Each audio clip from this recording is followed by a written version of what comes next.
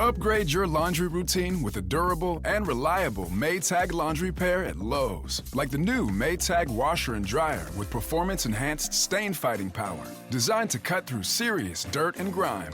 And what's great is this laundry pair is in stock and ready for delivery when you need it the most.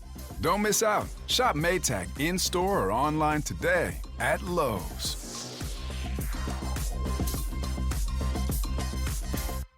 You're listening to Campus Killings, brought to you by AbJack Entertainment. Be sure to check out some of the other great true crime podcasts from this network, including The Murder in My Family, DNA ID, Zodiac Speaking, Scene of the Crime, Missing Persons, Beyond Bizarre True Crime, and Killer Communications.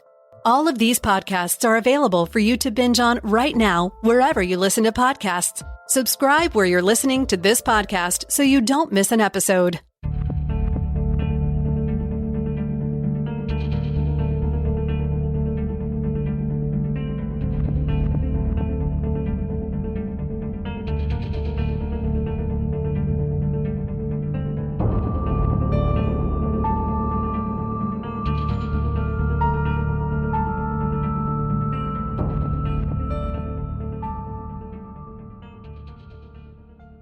Hi, Megan, and hello, listeners.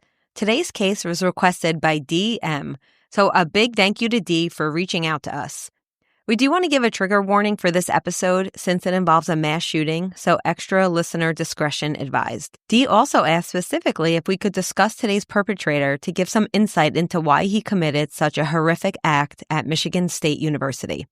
While we're not trained psychiatrists, we look forward to discussing some of the criminological theories that might help us understand this tragedy. But first, let's go ahead and get to know a little bit about where this all happened. Founded in 1855, Michigan State University was the nation's premier land-grant prototype under the 1862 Morrill Act. This act was signed into law by President Lincoln during the Civil War, and it essentially allowed land to be allotted for the building of higher education facilities in territories that were loyal to the Union. The way it was used at MSU became the blueprint for all other land-granted universities across the country. MSU was also the first college to teach scientific agriculture, and it was the leading school in agricultural studies until the 1920s. By the 1940s, the school underwent a massive expansion due to World War II veterans' GI Bill. And while it was still predominantly an agricultural science-based school, it now began to include more of a liberal arts focus. Today, the campus spans over 5,000 acres in the middle of East Lansing and is a huge draw for many Michigan natives. But sadly, 8 students' lives would be forever changed on February 13th, 2023. For 3 of them, it would be their last day alive, and the other 5 would escape with their lives, but would face a lifelong recovery. Around 8:15 in the evening, 7 students were settling into their night class in room 114 of MSU's Berkeley Hall. These students were Ariel Anderson, Alexandria Verna, Guadalupe Hupia Perez, Hangyang Tao, John Howe, Nate Stately, and Troy Forbush. But their class was interrupted when an unknown man dressed in a heavy denim coat with a baseball cap and black sweatshirt pulled up over his nose opened the door. Before anyone could react, he pulled a handgun from his pocket and fired over and over into the classroom. The professor, Dr. Marco Diaz Munez, raced to hold the door shut against the gunman as some of the students dove under their desks while others broke the classroom windows and jumped to safety. This is one of my biggest fears as a professor. It's mine as well. I mean, I've even looked, I don't know if you've ever checked classrooms that you regularly teach in or office, but yes, this is. What, did you say this already, but do we know what floor they were on? I don't, but it was room 114, so I'm going to assume it was on a first floor. First or maybe a second, even if there's a lower level, but okay, yeah. Now, the man left as quickly as he had come, and in his wake, Ariel, Alexandra, Guadalupe, Nate, Troy, John, and Hangyang lay shot and bleeding. Those who hadn't evacuated out the broken windows began making tourniquets out of anything they could find to stop the wounds as 911 was dialed. What about the professor, Amy? I actually don't have information on him particularly, but I can tell you he wasn't shot, and I would assume he was helping assist as well. Right. Now, no one knew the gunman. No one saw his face or even recognized him by his clothes. He was just a hulking figure in the doorway. By 8:20, around 8 minutes after the shooting, the injured students were rushed to the local hospital by ambulance, and a shelter-in-place order was texted to all students by MSU's emergency contact system. Okay. But as police poured onto the campus in search of the armed suspect, another 911 call went off at 8:26. The gunman had shot an 8th student in front of the Union building. But in the minute that it took law enforcement to arrive, the gunman was gone, and sophomore Brian Fraser was laying dead on the sidewalk. Oh my God. Police and fire trucks surrounded the school as investigators worked hard to figure out who the gunman was and where he had gone. By 10 p.m., luckily no more shootings had occurred, and by then police had obtained access to university surveillance footage that had captured images of the gunman inside Berkeley Hall. Right. At this time, they put out a campus-wide description of the suspect and released a photo from the surveillance footage to social media. Okay. They were asking anyone who saw someone fitting the gunman's description to call in a tip. And I'm sure they're going to get tips pretty quickly with Very school quickly. shooters because of, the mass nature of it, and they don't hide their faces usually. They do actually get the info pretty quickly. Remember, his face was covered, though, at least during the shooting. But I see what you're saying. He could have been seen around the campus. Yeah, I guess also in general. Sorry, I didn't know. I didn't remember that you said that. But in general, they don't usually cover their faces. There's not usually a desire to conceal in these cases, but okay. And it turned out it was only a half hour later that a tip came in that the man had been seen leaving the campus and walking down Lake Lansing Road. Law enforcement apprehended him within 10 minutes of receiving the tip, but as they approached, the man shot himself in the head. Right. And that's why they don't usually conceal. Yes, because they have a plan. Yeah. Well, because they either have a plan to die from suicide, or they don't, or they foresee that as they're proud.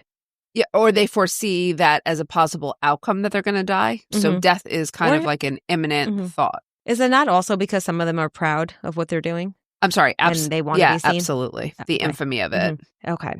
The man was pronounced dead at the scene at 12:20 a.m., and the university's shelter-in-place order was lifted. In the span of 4 hours, 3 students had been killed, 5 were in critical condition in the hospital, and the gunman had shot himself before any questions could be asked. Right. And there were many questions. Of course, yeah. And now, a brief word from our sponsors. Now, the first and most pressing question to students and their families was getting a hold of their loved ones to see who was safe and who was not. To the devastation and grief of 3 families, the students who lost their lives were sophomore business major Brian Fraser, sophomore med student Ariel Anderson, and junior biology major Alexandria Verna. All 3 were pronounced dead at the scene, and we're going to talk a little bit more about their lives and legacies a little bit later. Okay. For the other 5, they were quickly transported to the local hospital where they all required difficult emergency surgeries. Unfortunately, I wasn't able to find out a ton of information on these 5 students, but this is what we do know. Environmental biology major Nate Stately was shot in the head, and though doctors were able to save his life, he suffered severe brain injuries. As of a July 2023 update on his GoFundMe page, this was about 5 months after the shooting, Nate was still on a difficult recovery path that included inpatient stabilization and rehabilitation. Poor kid. And his family was told that he would be wheelchair-bound upon completion of his rehab, and his parents were working on garnering funds to renovate their home to make it wheelchair accessible. Hospitality business major Guadalupe, known commonly as Lupe, was shot in the abdomen, requiring multiple surgeries to repair 5 impacted organs. While she was discharged from the hospital after 1 month and allowed to return to recover at home with her family in Florida, she suffered severe nerve damage to her legs that required her to become wheelchair-bound and caused her immense pain. As of the updates from August 2023 on her GoFundMe page, she received another surgery to repair her colon, and her family referred to her journey of healing as nonlinear. Oh my goodness. Then there was international student Hang Yang Tao, who was shot through the spine, resulting in contusions to his lung and the fracturing of his T2 vertebrae and his clavicle. According to a suit later filed with the Michigan Court of Claims, Hang Yang will require medical treatment and therapy for the rest of his life due to these injuries. Then there was sports management major John Howe, who was also shot in the spine, which punctured his lung and severed his vertebrae, leaving him paralyzed from the chest down. As of a last update on his GoFundMe page, John's family had flown in from China to be with him as he faced a long and arduous recovery, and the MSU community was raising funds to provide John with continued medical care after his release from the hospital. Lastly, there was music education major Troy Forbush, who was shot twice in the chest, and he had bullets that punctured his lung. Surgeries to remove the bullets were successful, and he was the first student discharged from the hospital about a month after the shooting. Now, he would go on to make a full physical recovery pretty quickly compared to the others, and to date, he is the only survivor publicly to take a stand and share his horrific experience. Oh, my goodness. Only days after being discharged from the hospital, Troy protested with other MSU students in a March for Our Lives event at the Michigan State Capitol. He took the podium and gave his testimony about the night of the shooting. And I'd like to quote him here because it's pretty powerful. Okay. Quote, "A handgun being fired at me and my peers through the doorway entrance in the back of our classroom. I fell to the ground from my seat and tried to act as if I was already dead. We were met face to face with pure evil, laying in a state of shock that will never leave my mind and forever haunt me. I will never forget looking into the eyes of a peer who had taken off his shirt to assist me in applying pressure to my fresh gunshot wound. He asked me my name to keep me alert and stayed near, asking if anyone had a belt to spare. I will never forget him grabbing my hands." That is very powerful. Chills. No, yeah. And so I imagine that when you were saying that they were shot through the spine, I was thinking that were they playing dead or were they cocooning kind of? But I think you answered it. Yep. As the victim struggled to survive, a second question emerged. Who was the gunman who had taken so many lives? After the gunman shot himself on the side of Lake Lansing Road, police searched him and were able to identify him as Anthony Dwayne McRae. As investigators began looking into his life, they were shocked to find out that the 43-year-old had no ties to MSU. 43? Yeah, that does not fit the profile, which we will talk about. Okay. Yeah. Sure. Yeah. Yeah. So not only is he older than people that typically perpetrate these kinds of crimes, he was not even a student there. Not only that, he wasn't a former student. He didn't know anyone from the campus, and he had never been seen even walking past the campus before. Nobody saw this man before. And he had no known affiliations to any of the students that he shot. Oh. Okay, so this begs the question, why did he target an institute of higher education? Right. Unfortunately, as we often see, we don't have any real answers. We can only speculate and offer some possible criminological theories. So in order to do that, let's take a look into Anthony McRae's background a little. Anthony grew up in Ewing, New Jersey, and by all accounts, he came from a close-knit, loving home with parents and a brother and a sister. He was described as a happy and inquisitive child who was a good student in the Ewing school system. Where's Ewing, Amy? I think it's somewhere near Newark. Oh, like that part of New Jersey. Yeah. So not too far. Right. Things did change, though, when the family moved to Lansing, Michigan. Family members asserted that Anthony had a few brushes with the law, but I couldn't find any particular details on what that exactly meant. Now, his sister, Melinda, also described that as her brother hit adulthood, he became the family, quote, oddball, who was often isolated, and he was socially hostile towards their parents. That's interesting. He also became transient and had difficulty holding down a job. She described that he often just would up and leave, going to different cities and residing in homeless shelters for several months before coming back to live with their parents. Neighbors described him as eccentric, saying that he mostly kept to himself and he was a quiet guy. He was also known to own guns. And in 2019, he did have a run-in with police that would lead to criminal charges. Okay. According to court records, Anthony was stopped by police around 2 a.m. on June 7th, 2019 for loitering outside of an abandoned building. Now, this area had a rash of burglaries, and when the officer asked Anthony if he had any weapons on him, and this was just part of a routine screening, Anthony admitted that he was concealed carrying. When searched, the officer recovered a loaded semi-automatic pistol and a second magazine. While Anthony had legally purchased the weapon, he did not have a license for a concealed carry, and he was arrested at that time. Right. Yeah, you need to have the license for that. Amy, also, does he have, you might get to this, but does he have a history of any mental health diagnoses? Not that you could. He does not. And again, that doesn't mean he didn't have them. He was just not diagnosed that we know of. Right. Yeah.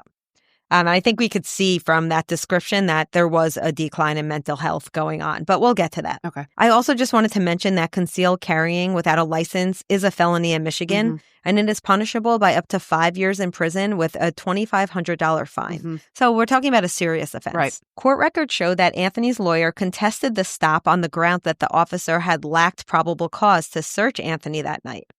But Anthony would go on to take a plea in which he pled guilty to possessing a loaded firearm to downgrade his charges from a felony to a misdemeanor. As part of that plea. That's like not really a misdemeanor offense, but okay. Well, this is one we also see sometimes because had he been sentenced for the felony, there's a very strong chance he would have been incarcerated and this wouldn't have happened. Right. But as part of the plea, he was sentenced to just 18 months probation and he was banned from owning any weapons during that time. Oh. So he went from facing 5 years in prison to only getting 18 months probation. I mean, we talk about like discretion and prosecutorial decisions a ton, but that's a very big difference. And I don't really think that's a misdemeanor offense either, but okay. While on probation, Anthony's mother passed away very suddenly due to a stroke, and this was in 2020. Both his father and his sister cited that his mood and personality changed profoundly following her death. Mm-hmm. His sister explained that their mother had always said, quote, Anthony will be the death of me due to his argumentative nature, and that after she passed, Anthony expressed deep sorrow and was constantly saying, I'm sorry, Mom, I'm sorry.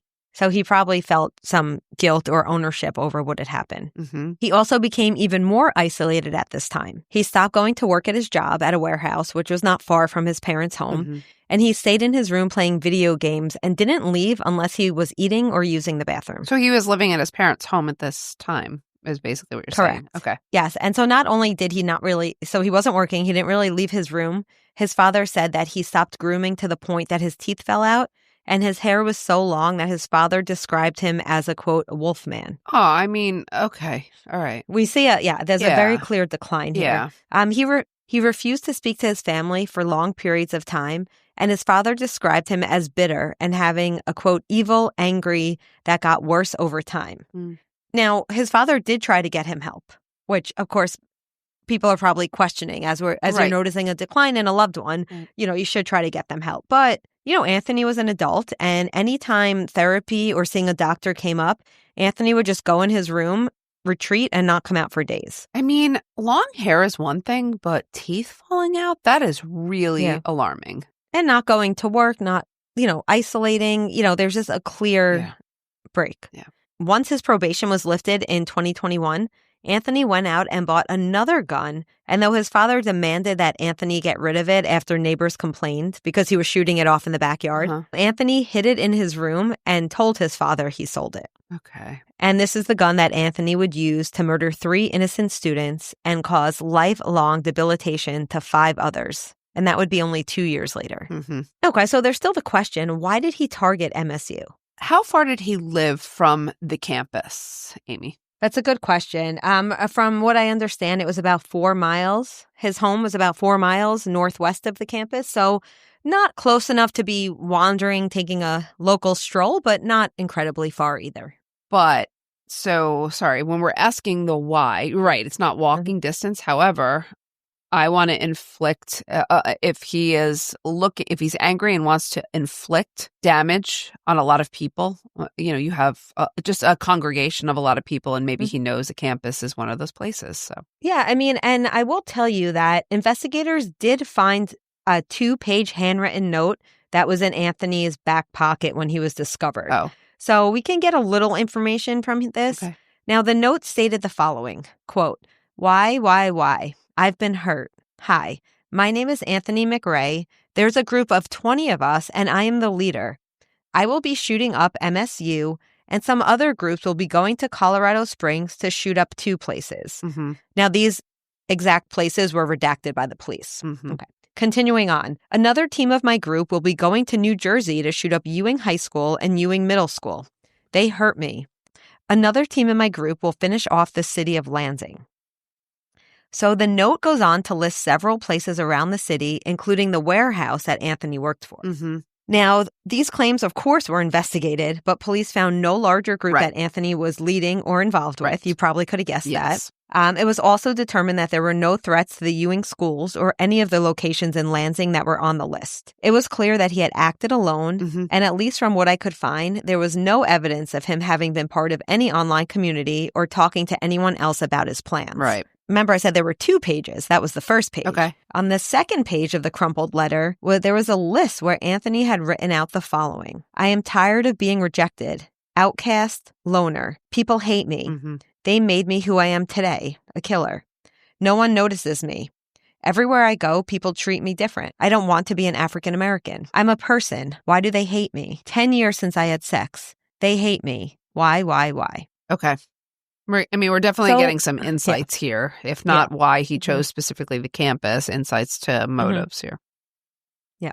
While members of the Ewing police force told the media that Anthony had a history of mental illness when they were asked about about why he was targeting Ewing schools, they didn't reveal any specifics about this claim. So I don't know if Anthony was ever civilly committed or officially diagnosed. I couldn't find that information. Now, his family acknowledged he had some, strange behaviors as an adult, but they said they never felt that he was a danger or a threat to anyone. Didn't they also say that he was I hate to use the word normal, but like that he seemed okay as a child and that something maybe happened? So it's possible something happened at the school? Well, it also, from what I understand of the timeline, it seemed like something might have happened when the family moved to Lansing. Right. Okay.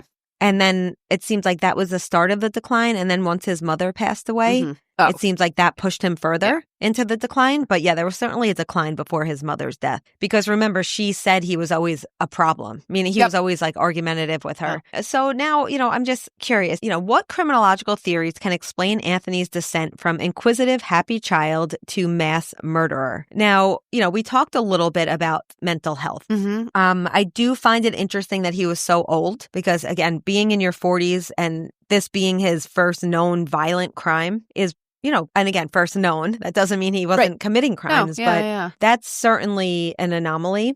And also being a school shooter, correct me if I'm wrong, Megan, I know you teach this more than me, but the majority of school shooters are about 20 years younger than that at least. Yeah, he doesn't fit the profile in terms of his age. So typically school shooters are, not all of them, but they do tend to fall in the teens to 20s. Typically they're white males. So he doesn't fit the age profile, and he's also a black male, which is outside of the profile as well. However, in some other regards, he does fit the profile in terms of a possible history of mental illness and also feelings of isolation, rejection, outcast, perceived wrongs. Also, access or previous use of firearms. That also hits, it fits the profile. So in two of the main regards, I say he doesn't meet the profile that is typical with regards to age and race. But in the other ways, he does. Now, we could also look at this. You asked criminologically, so let's look at it criminologically.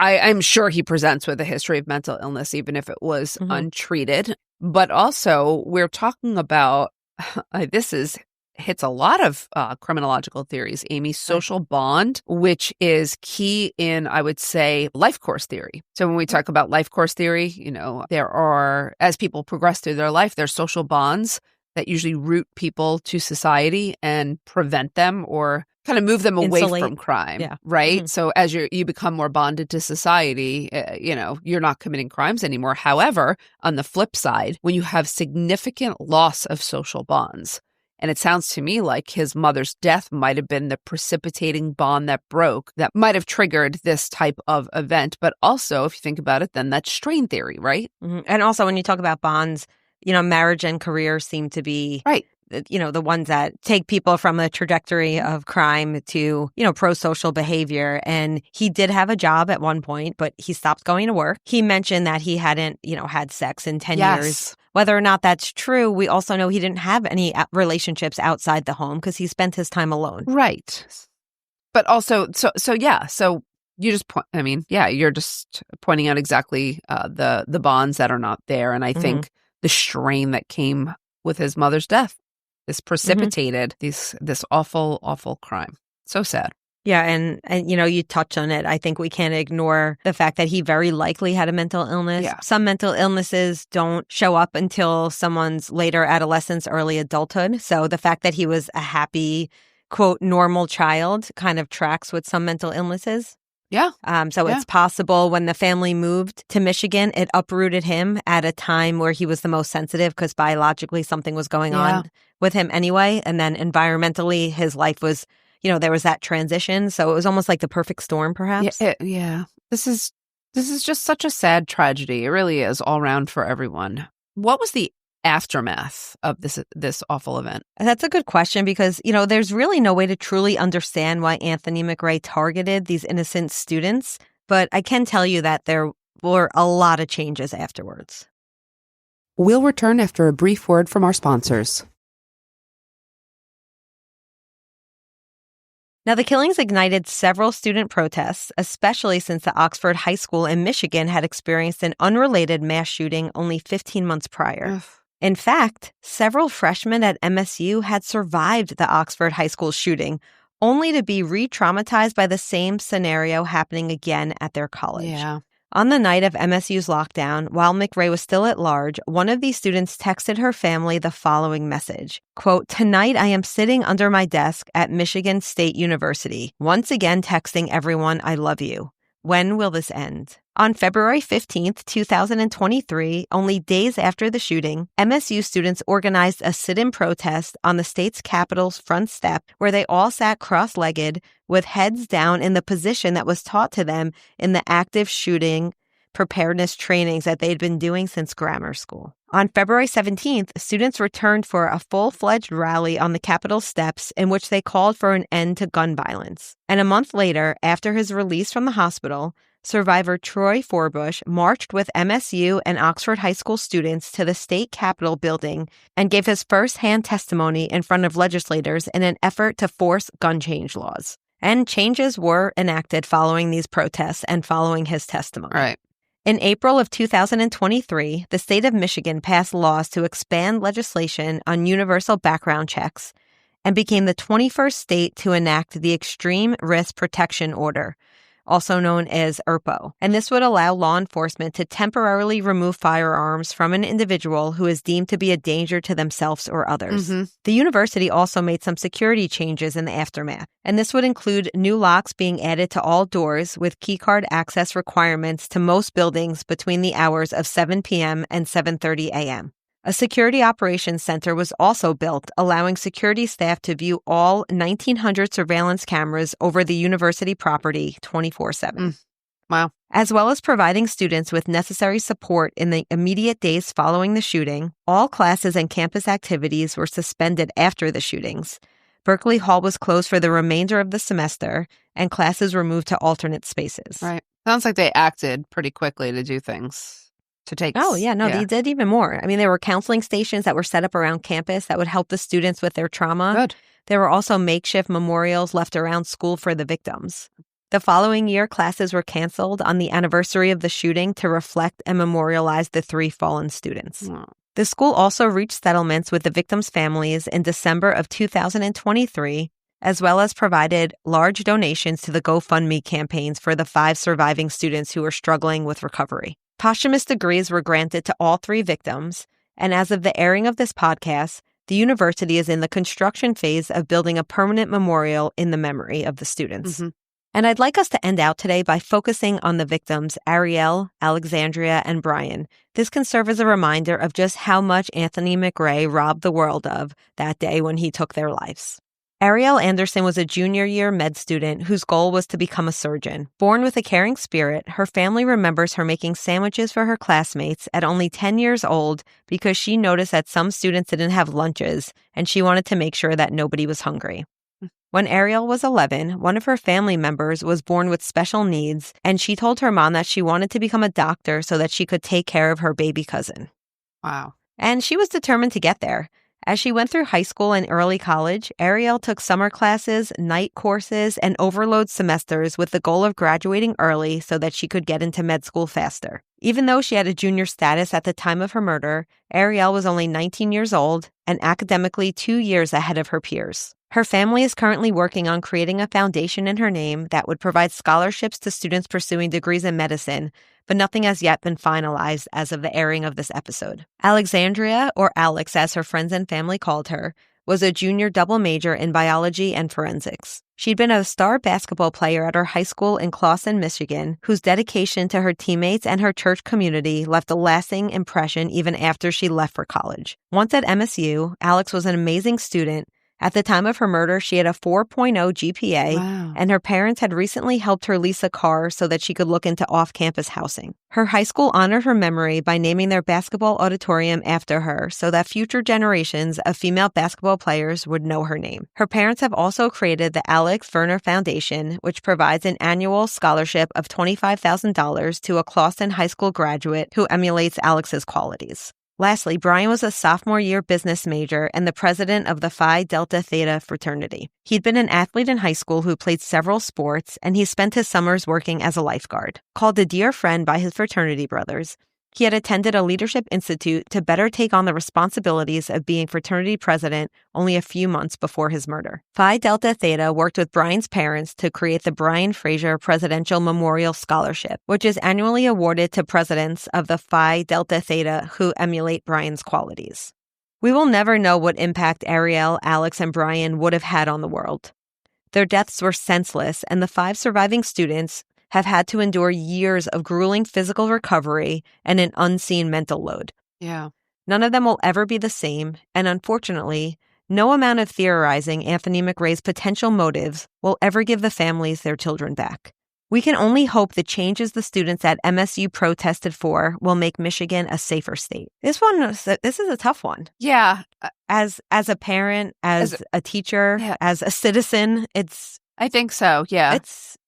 I don't know about you, but it's kind of left me feeling, we do this for a living, right? But sometimes these episodes really just get you. They come close to home. I'm glad that you focused a lot on the victims. And I think it's something we talk about also in our other podcast.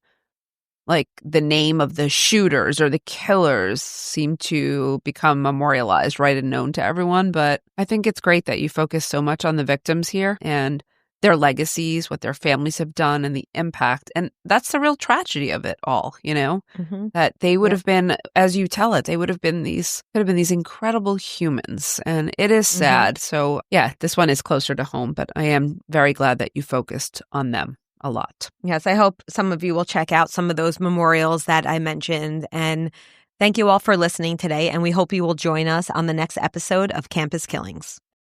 Before we go today, if you'd like to support Campus Killings, consider subscribing to the show with an AbJack Insider subscription through Apple Podcasts. Your subscription will get you VIP access to all the shows on the network that not only includes hundreds of episodes of ad-free listening, but also bonus content and early access to episodes. For only $4.99 a month or $49.99 a year, you'll unlock a variety of listener benefits, and you'll be supporting this show in the process. Head over to Apple Podcasts and search for either Campus Killings or AbJack, and you can start your subscription with a free trial. Your support is greatly appreciated. Campus Killings is hosted by Dr. Megan Sachs and Dr. Amy Schlossberg, with research and writing by Abigail Belcastro. It's produced by Mike Morford of AbJack Entertainment. Be sure to follow Campus Killings on social media. You can find Campus Killings on Twitter with the handle @CampusKillings or on Facebook at facebook.com/CampusKillings. You can also visit the show's homepage at campuskillings.com. Be sure to tune in every other Saturday for new episodes of Campus Killings.